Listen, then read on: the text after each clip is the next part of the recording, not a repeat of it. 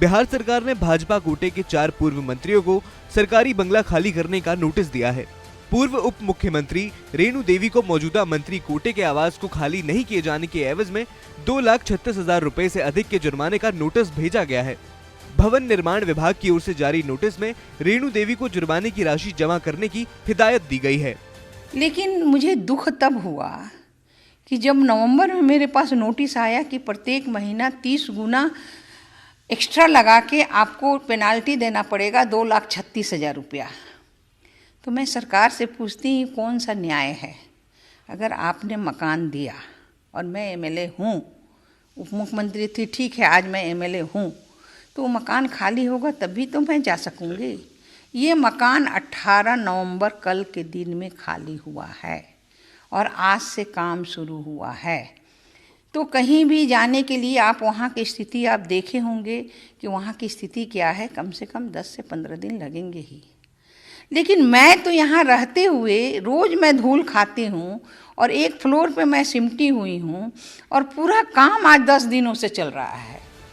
रेणु देवी की तरह ही पूर्व उप मुख्यमंत्री तारकिशोर प्रसाद, राजस्व एवं भूमि सुधार विभाग के पूर्व मंत्री रामसूरत कुमार, पूर्व मंत्री डॉक्टर रामप्रीत पासवान सहित अन्य को आवंटित बंगला खाली करने के लिए नोटिस जारी किया गया है। तय समय में बंगला खाली नहीं करने पर इन सभी को भी जुर्माना देना पड़ सकता है। जुर्माने की राशि बंगला खाली करने की समय सीमा बीतने के अगले दिन से खाली करने के दिन तक बंगले के लिए तय किराए पर 30% की दर से होगी। जुर्माना लगने के बाद इसकी माफी का प्रावधान नहीं है। इन सब के बीच बीजेपी के प्रदेश अध्यक्ष संजय जायसवाल ने सरकार पर आरोप लगाते हुए कहा है कि जबकि जेडीयू के कई लोग बिना आवास मिले ही बंगले में रह रहे हैं, लेकिन उन्हें कोई नोटिस नहीं दिया गया है। जेडीयू के नेताओं को आखिर सरकार क्यों बिना बंगला अलॉट किए ही रहने दे रही है। संजय जायसवाल ने आरोप लगाते हुए कहा कि सरकार बीजेपी के साथ भेदभाव कर रही है।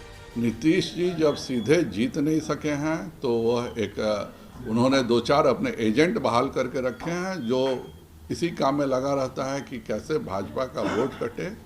जनता काफ़ी समझदार हो चुकी है और जनता इस तरह के जो लोग हैं जो कि वोट काटने के लिए जिनको एजेंट के रूप में बनाया गया। मेरा तो नीतीश कुमार से प्रश्न है कि आप दोनों उप मुख्यमंत्री का आवास खाली कराने को कहते हैं, आप नेता प्रतिपक्ष का आवास जबरदस्ती खाली कराने का नोटिस देते हैं, लेकिन किस नाते एक व्यक्ति जो 6 महीने पूर्व खत्म जिसका हो चुका है विधान परिषद का, उसको आपने क्यों आवास दिया हुआ? वहीं बंगले को लेकर बीजेपी द्वारा सरकार पर लगाए गए आरोप पर भवन निर्माण मंत्री अशोक चौधरी ने भड़कते हुए कहा कि बीजेपी झूठा प्रचार कर रही है। जब पद पर नहीं है तो आवास खाली ही करना पड़ेगा। नहीं, ये देखिए ऐसे प्रोविजन होता है ना कि आप मैक्सिमम आप किसी मकान को उनको एज ए मंत्री मिला था मकान, और उसका प्रावधान है कि 3 महीने तक कोई व्यक्ति को मकान खाने के लिए स्पेस दिया जाता है।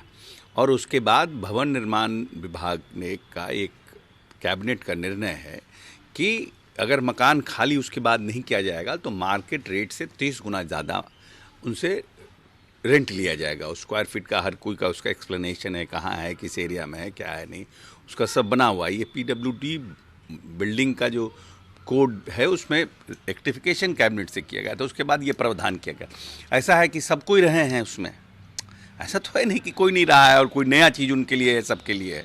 अब जब नोटिस सर्व हुआ है तब एहसास हो रहा है कि हाँ हमारे साथ इस तरह का बात हुआ, हमको नोटिस मिल गया। बहुत से IAS IPS को नोटिस हुआ है। देवेश चंद्र ठाकुर जी हमारे जो सभापति हैं, चुनाव लड़ने गए थे, उन्होंने पैसा जमा किया है क्योंकि वो जो टर्म था उनका टर्म ख़त्म हो गया था और उसके बाद वो एक्स्ट्रा रह गए थे, उन्होंने भी पैसा जमा किया हुआ है। ऐसा तो है नहीं कि कोई हम भारतीय जनता पार्टी के लोगों के लिए।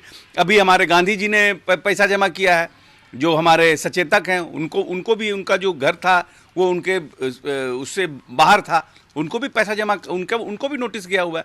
तो जो भी लोग समय से ज़्यादा जो उनका अपना टर्म है उससे ज़्यादा रह रहे हैं उनको नोटिस जा रहा है, उनको नोटिस दिया जाएगा। क्योंकि फिर आपको क्लियरेंस मिलेगा नहीं। जब चुनाव लड़ने जाइएगा आपको भवन निर्माण विभाग, बिजली विभाग, इससे जो NOC लेना है वो NOC आपको मिल नहीं पाएगा। नमस्कार, मैं हूं मानक गुप्ता। अगर आपको हमारा ये वीडियो पसंद आया हो तो इसे लाइक और शेयर जरूर करें, और हां, हमें सब्सक्राइब और फॉलो करना ना भूलें ताकि आप देश और दुनिया की कोई खबर मिस ना करें। तो जुड़े रहिए हमारे साथ और देखते रहिए न्यूज़ 24।